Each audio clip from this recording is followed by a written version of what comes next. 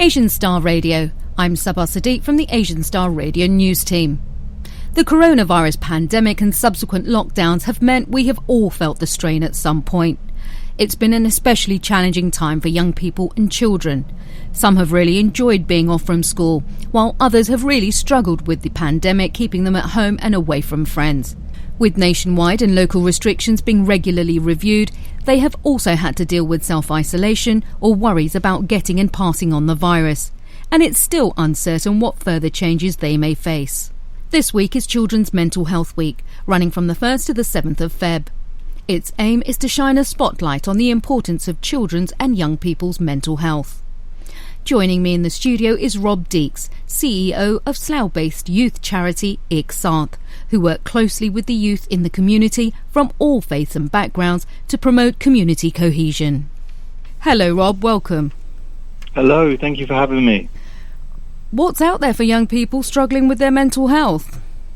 There's a whole range of different services that they can access. Some of them are using technology. So, for example, there's a crisis messenger service by Young Minds that's absolutely free for them to use.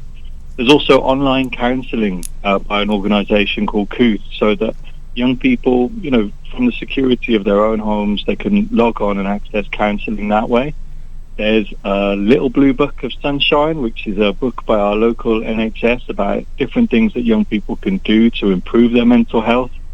If they are experiencing distressing difficulties, then there's other services that they can access, such as Number 22, the local counselling service, or the Community and Mental Health Service, and they can access all of those services and find out more about them on our website at yesslough.org.uk.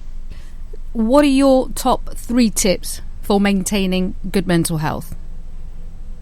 I can do even better than top 3. I can give you a top 5, Sbba, because go for it. Local scientists have done a lot of research into mental health, and they suggest that there's 5 things we can all do to strengthen and improve our mental health. So the first is to connect. So I really think in the first lockdown we were much better at staying in touch with each other. Definitely. Whereas now we're becoming a little bit more fragmented. So I think the weather in the first lockdown, the weather being a little bit better, more sunlight, more daylight hours, all of that just was making it a little bit better and easier to deal with. And plus it was new. Yeah, I think you're absolutely right. I think, even the weather can impact on our mental health, seasonal affective disorder and so on. So, I digress slightly, but the main thing is about connecting. So, picking up the phone. I think the first lockdown we did lots of Zoom quizzes and things like that. They've dropped off, but maybe bringing some of those back so that we're actually communicating with people. The second one is to be active. So I know that the gyms are shut at the moment, and it's hard to maybe do some of the forms of exercise we might normally do, but just getting out and having a walk and getting the blood around the body is a really important thing to do. In a 3, we've got keep learning. So maybe teach yourself a new skill. It doesn't have to be anything massive. It could just be, trying a recipe that you've never made before, something like that. Another one that we can do to strengthen our mental health is to help others. So that could be done by donating to charity or volunteering. There's so many opportunities available to get involved in our community at the moment. And I think, the goodness that we feel inside when we help other people, that can give us a real boost and, help us meet other people.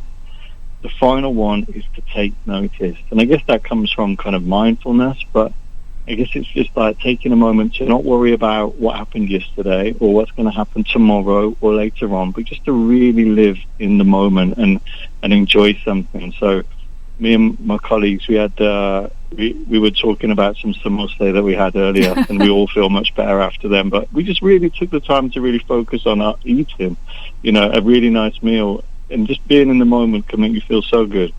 Yeah, absolutely. And it really is little changes. It's now the new normal, and these are probably things that we took for granted before or didn't really even think about or focus on. But it's just those subtle little changes in your approach that should help. Yeah, I couldn't agree more, Sbba. It's not about, completely, changing everything we do overnight, but those small steps that we can take to really try and strengthen our mental health.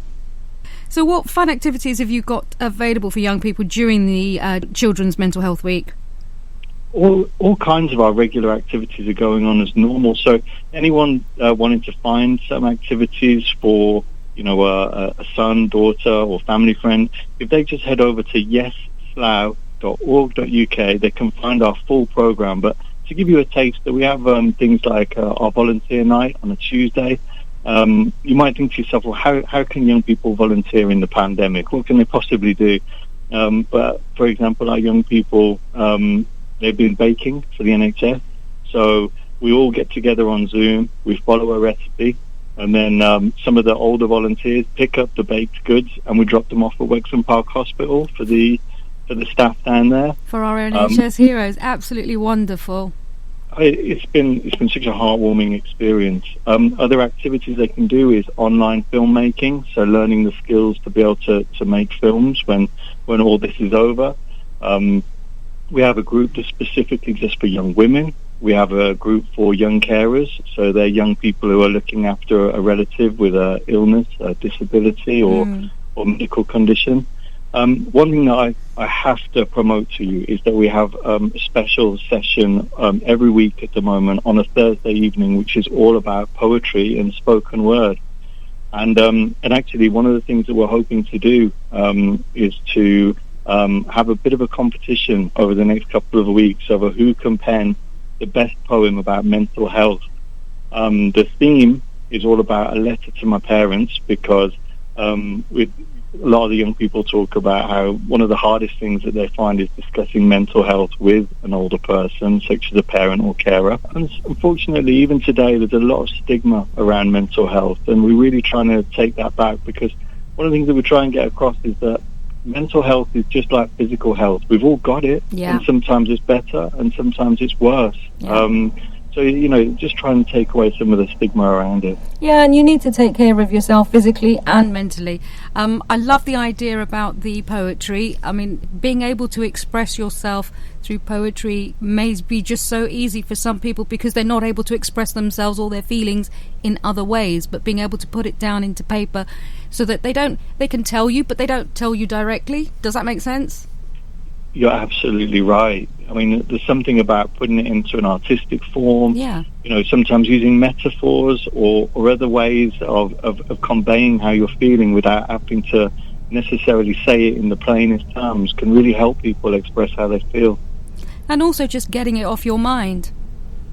That's it. I think that old adage, a problem shared is a problem halved. Halved, indeed. Yeah, indeed. Okay, so where can our listeners pop along to get some more information about all the fun stuff you've got going on? Yeah, we've made a real effort to make it all available in one place. So if there's a young person, either yourself or someone you know that you want to get them some support, all of the support is listed at yesslough.org.uk. But also, if they visit that same place, that same website, they'll be able to find a complete weekly program of fun activities that young people can get involved in. And again, that's yesslough.org.uk. Brilliant. Thank you so much, Rob, for speaking to us about this really important issue. Are there any final words you'll have for our listeners? No, thank you for inviting me on here today, Sbba. I think the main thing is just, if you've got a concern, don't wait for it to become more protracted, more ingrained. I think what we've learned in recent years is that the most important thing is that young people get the right help at the right time. And for me, that's as early as possible. So if you've got a worry, don't wait until it festers or becomes something, much more significant. There's so much support out there right now. Please reach out and get some. Absolutely. And remember, you are never alone. That's it. Thank you so much for your time, Rob. Stay safe. Brilliant. Thank you. You too, Sbba. Thanks for having me. Take care. Bye-bye. Take care. Bye.